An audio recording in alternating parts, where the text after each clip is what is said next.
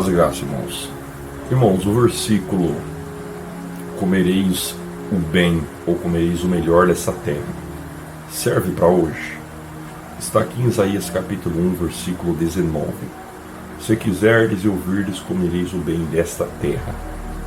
Então, irmãos, o que nós temos que entender quando pegamos a Bíblia Sagrada para interpretar? Temos que entender que há coisas que foram escritas diretamente ou literalmente para Israel. Há coisas que foram escritas para a igreja. Então eu tenho que definir de imediato isso. Isso é o principal na interpretação da Bíblia. Aprender a definir o que foi para Israel e o que é para a igreja. O que é para Israel e o que é para a igreja. Como eu defino o que é para nós, o que é para a igreja? Aquilo que está sendo falado tem que ser passado e confirmado pela boca de Cristo e pela boca dos apóstolos. Se passar por Cristo e pelos apóstolos, então é para a igreja, é para mim. Se eles não citarem, não é literalmente para mim. Amém? Portanto, esse versículo não é para a igreja, porque Jesus nunca falou sobre isso, de comer o melhor dessa terra, e os apóstolos muito menos. Os apóstolos passaram perseguições, lutas e aflições. E há o apóstolo Pedro, onde ele vai dizer, em uma de suas epístolas, que fomos chamados para padecer como Cristo padeceu. E se for citar o que Paulo já falou e passou, longe de nós dizer que nós vamos comer o bem ou melhor dessa terra no literal que está sendo colocado aqui no versículo de Isaías. Jesus mesmo disse: padecereis ou sofrereis perseguições por causa do meu nome, alegrai e exultai, porque grande é o vosso galardão no céu.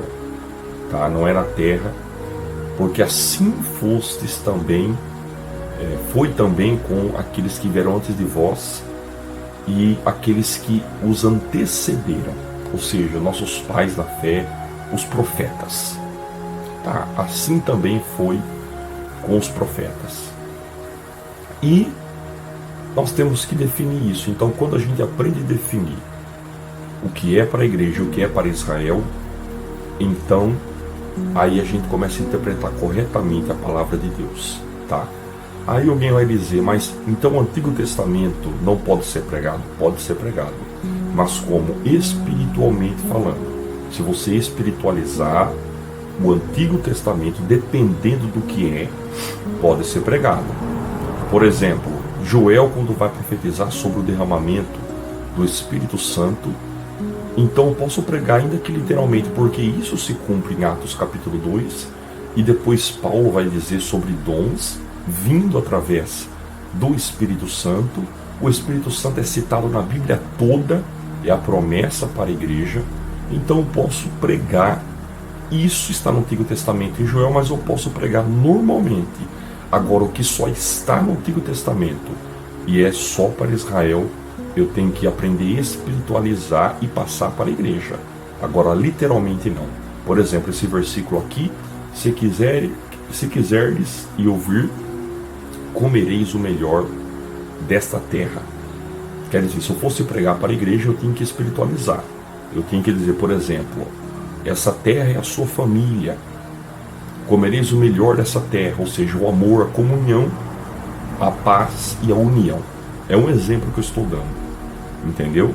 Eu tenho que espiritualizar. O que é para Israel, eu só prego para a igreja espiritualmente falando na vida do indivíduo. Amém? Mas nunca literal, porque não é para a igreja. Amém? Essa é uma visão simples, objetiva, mas que nós queremos passar para você. Em nome de Jesus. Um abraço.